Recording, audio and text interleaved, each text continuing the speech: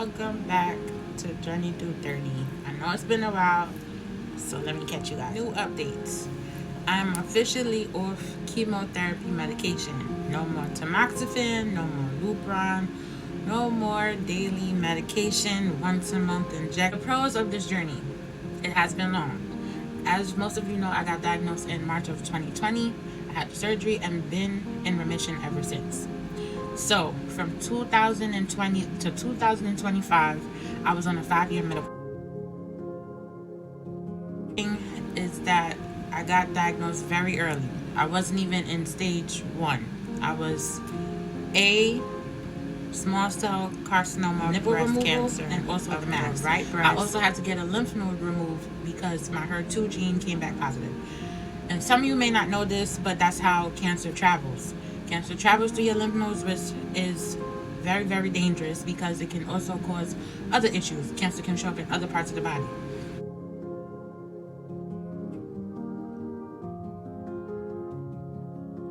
I am very, very, very, very, very not into telling people. Only tell people that I'm comfortable with, and even those who I'm comfortable with didn't know. When I first got diagnosed, my mother was family and friends did find out later on. It was my siblings, but then it didn't go past. I'm the type I didn't tell people things when I'm going through it because I just want to see the end. I'm the type that if it is a situation, fix it, handle it. When you're going through it, go through it, and then when you're over it or when it's done, then you can talk about it. That's just me because I don't want other people's emotions and how they feel to dictate mine. So that's why I didn't tell anybody. Or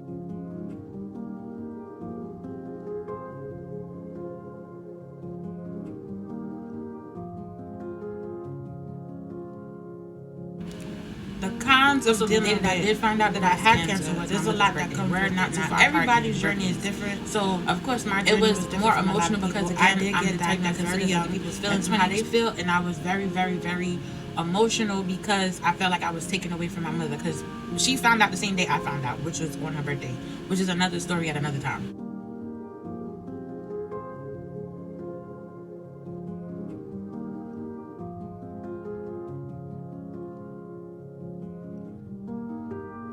I can say my mother is very, very much like me, or I should say I'm very, very much like my mother.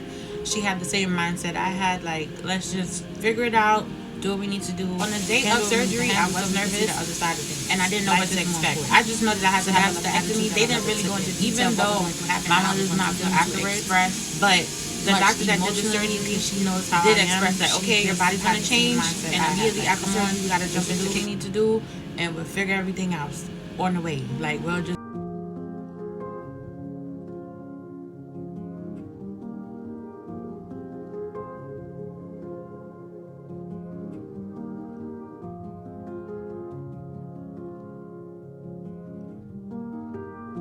one surgery happened on March 3rd. Initially, I really didn't have any side effects. After that, like I want to say first appointment. I just felt regular. I had to do radiation once a week or twice a week. I started seeing changes, and then I had to do radiation once a week. The area, and then they ramped it up. The arms, that's where I was getting every couple of months. My skin got very, very dark. I wish I could insert photos, but it's radiation, chemotherapy. So I'm not going to insert it. But the color of my shirt was basically the color of my skin, and look how different of a contrast.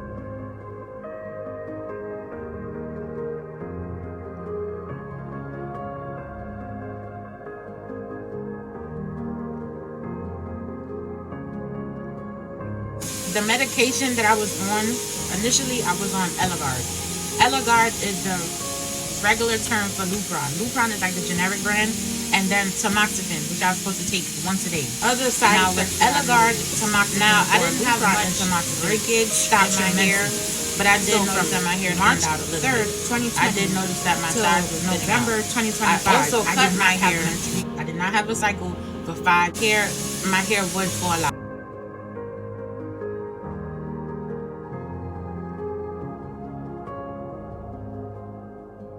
And it stops the HER2 gene from being reactive, and it also stops a lot of other things like your menses. It basically puts you into or perimenopausal.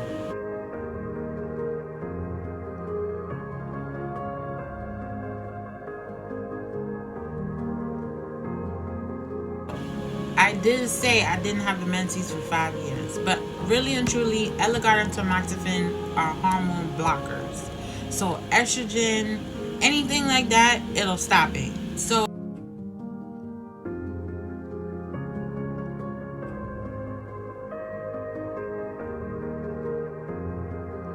now, when you're in perimenopausal stage, you do get the hot flashes. It have get weight gain constantly. Let's talk about the weight feeling like when I initially got diagnosed. You do get the hair thinning. I've always been a chubby girl. I've always been.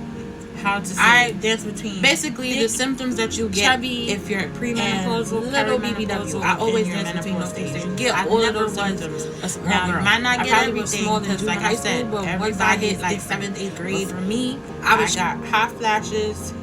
Suffered hair loss. I did see a change in my skin. Like my skin texture was a lot different. I did see a lot of hair growth in other areas that I never had. Like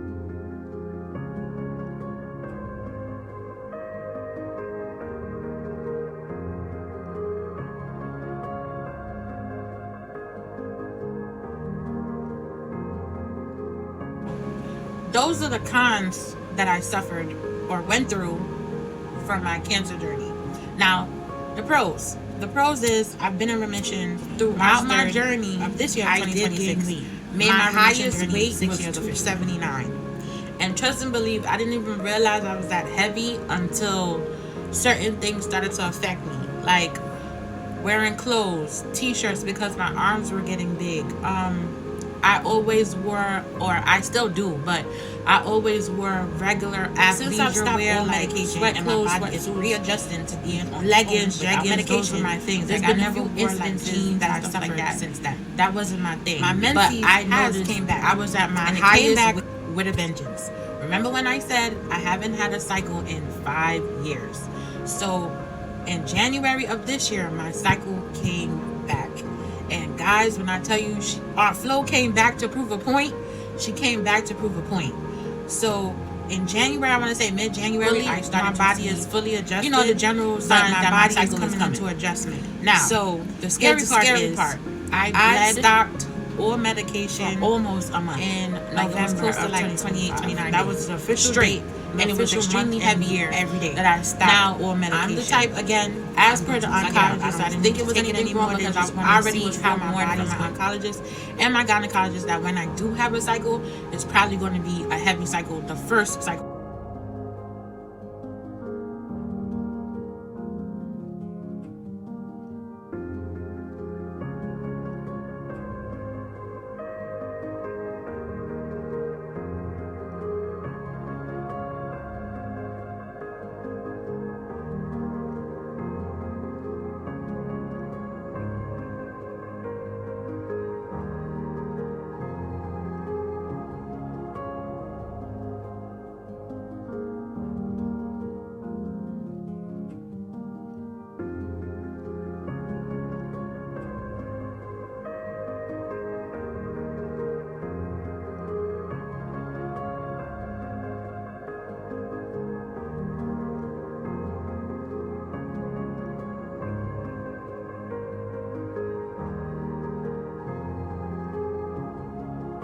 Here's the scary part.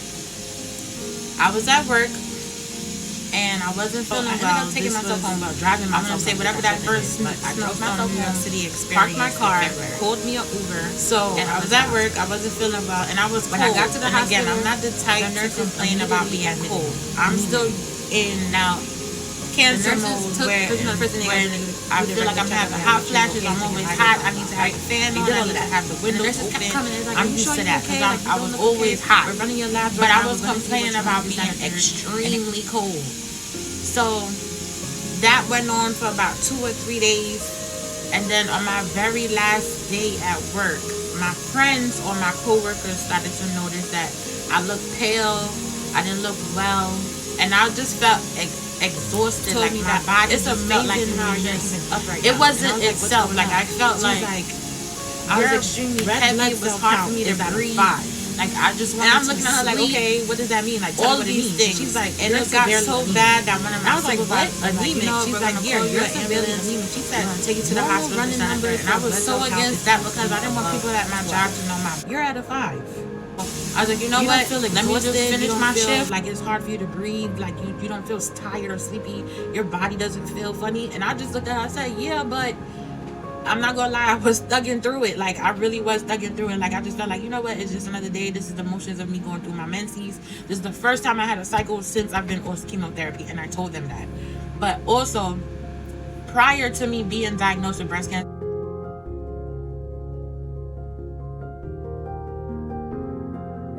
Now, once I got into the room, a few more doctors came in. A hematologist came in. Disclaimer: an oncologist. Before I got diagnosed with breast cancer, I was a regular. I think physician came in. The physician's assistant. So it was a lot of doctors that was in that. I got my cycle actually on my going on 16. So I got my period very late, or later on in life, as most people would say. So I got it really late.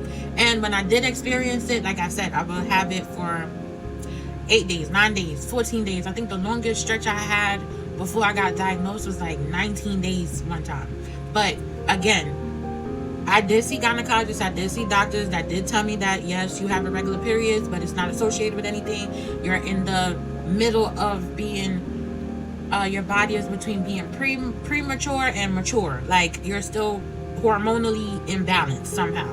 So I did get one unofficial diagnosis that I might have PCOS, polycystic ovarian syndrome, and I did get that checked out before I was diagnosed with breast cancer. And they did check the ovaries, you know, where you drink the dye and they look at the labs and they try to see how your ovaries are working, how your uterus is working, if everything was okay. Everything was fine, and I got that checked multiple times, especially in my adulthood when I started doing my own doctor's appointment. Weird periods. So I wasn't really focused on irregular periods, as they would say. I have PCOS. I would get PCOS. Like it wasn't an official diagnosis. And then when I was going through my when I would have all of that went out the window because 18 days, I'm taking chemotherapy, that was the hormone suppressants, which is the tamoxifen and Eligard. So there's no need for me to, you know, be aware.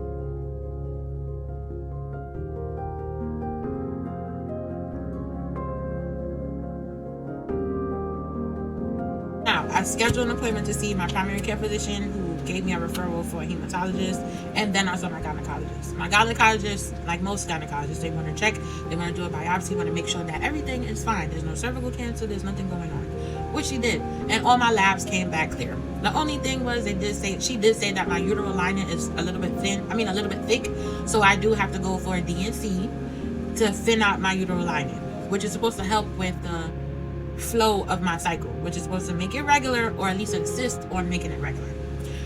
The instructions from my primary care physician was solely based on the instructions from my gynecologist. Now, the hematologist that I was referred to, fast forward into my anemic episode until now. I think I have like maybe 4 or 5 sessions left.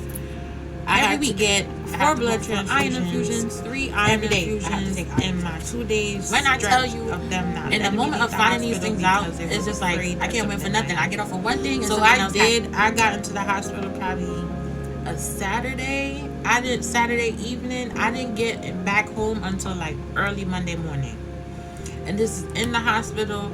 Mind you, as I was getting infusions, I was still on my cycle. This entire time, I was on my cycle. And even the gynecologist was saying, like, you know what, we're giving you blood transfusions, but you're still in your cycle, so you're still losing blood. So anyway, fast forward, I got home. They released me. I got home.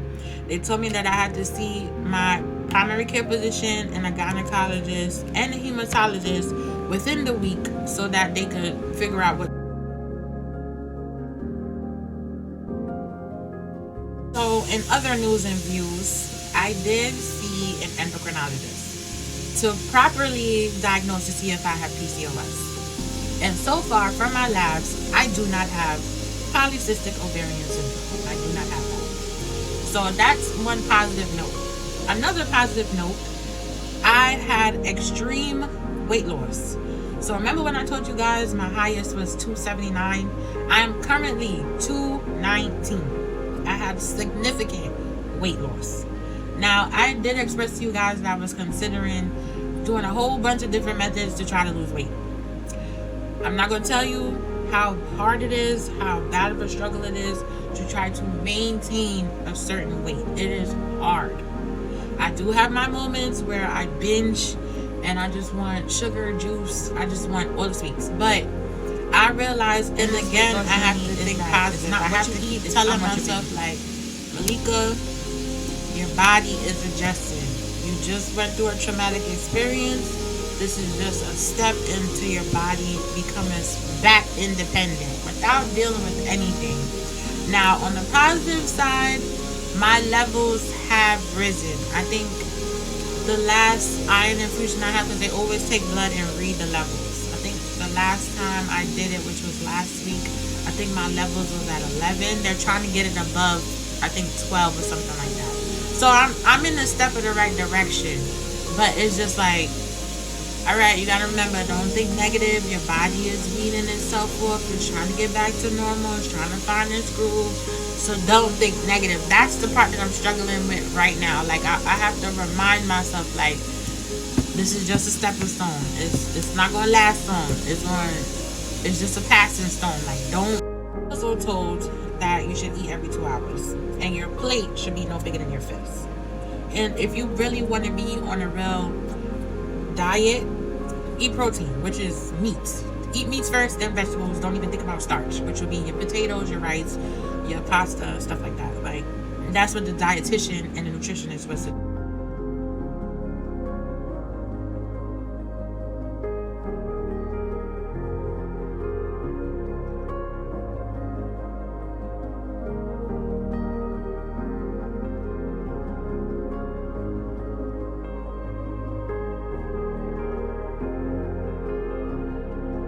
Because of my cancer diagnosis, when I was seeing a dietitian and when I was seeing a nutritionist, they never gave me like a goal weight, because they never asked. They just was like, do it at your pace. However you feel you need to be is where you need to be. But a comfortable weight is whenever your BMI is below. And because of that, I have trained my stomach. I bought one of those smart scales to not eat excessive that reach your BMI. Like, I noticed now, kind of weight, it tracks your journey. If you gain, I'm still a drinker. I've always been a drinker. Like, I would drink more. Totally honest. So I did. When it comes to food, these last 3 months, so I've been dancing Chipotle bowl. I used to be able to eat that and be fine. Like, eat a whole Chipotle bowl, never below to the rim, never above, and eat that in one sitting. And that's when I know those weeks currently that a Chipotle bowl will sit in my fridge. My appetite has picked up, or I'll eat like a quarter. How I train my body. If I break it up in 4, when I'm 217, is when in order now where I'm not really hungry tomorrow. A few times I've been sick, like with a common cold, and I'm tomorrow night. Like, I noticed that's my following day. I've trained my stomach to eat like that, because I paid attention on how I feel. So this is what a nutritionist told me. It's like, stop eating when you feel hungry. I mean, when you feel full. So when you feel full, stop eating. Like, don't overeat. Don't rush to eat. Don't wolf your food down. Like, savor your food. When you feel full,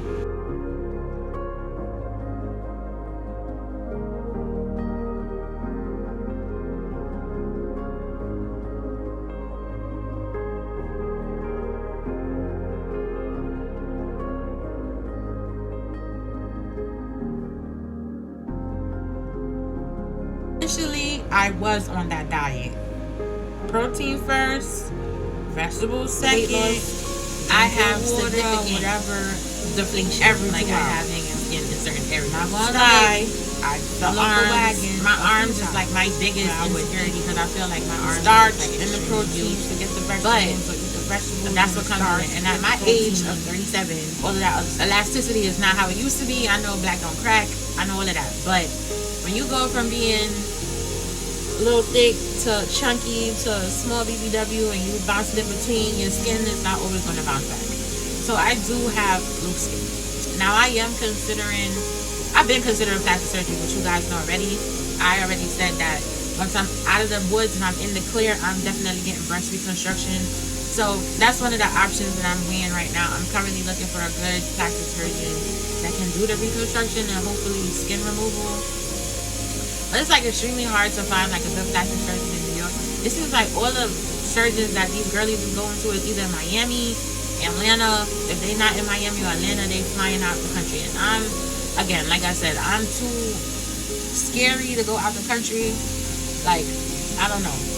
Only way I consider it is if I go back home. Like, if there's like good plastic surgeons in Panama, I probably would entertain that more than going to like the DR or Colombia or Mexico or Istanbul, Turkey, one of the places. I probably would consider that first if I was to go out the country. Now, I do want to do because of how my body, like, I'm just tired of being on medication. I'm tired of my body relying on medicine. Like, I just want my body to be totally free of going to the doctor, taking medication every day. Like, I'm just over it. So I turned it down, especially the Wegovy's, the Ozempics, the Trizepatide. Like, I get it, those are quick fixes, but it doesn't stop you. If your appetite is how it is, it's not, you're gonna lose weight, but I'm pretty sure you're gonna gain it back if you don't train your body how you should train it if you want to maintain a certain weight. Now, I'm not knocking people that do it. It's just, I'm over the injections. I'm over the pills. Like, I'm over it. Like, I'm over it. That I want to do. My body done went through so much when it comes to medication for these last 5-6 years. I'm over it. I'm not knocking people who do it, but it's finally over. I can't. Like I literally don't want to see medication. I don't even want to have a medicine cabinet full of medication. Like, I don't want to. Other than that, your girl is good. She's arriving. She's thriving. She's very much teedy. And she's very much on her journey. So, for those of you who are diagnosed or know someone who's been diagnosed with breast cancer, especially if you're a girl of color, you're not the only one. There's other women that's been in your situation. Everyone's journey is different. I am here if anybody wants to reach out, or whoever watches my videos and they suggested it, or they know somebody that needs somebody to talk to about it, or they just need to pick me up to let them know that you're not in it alone. I'm always here. As per usual, I see you guys in my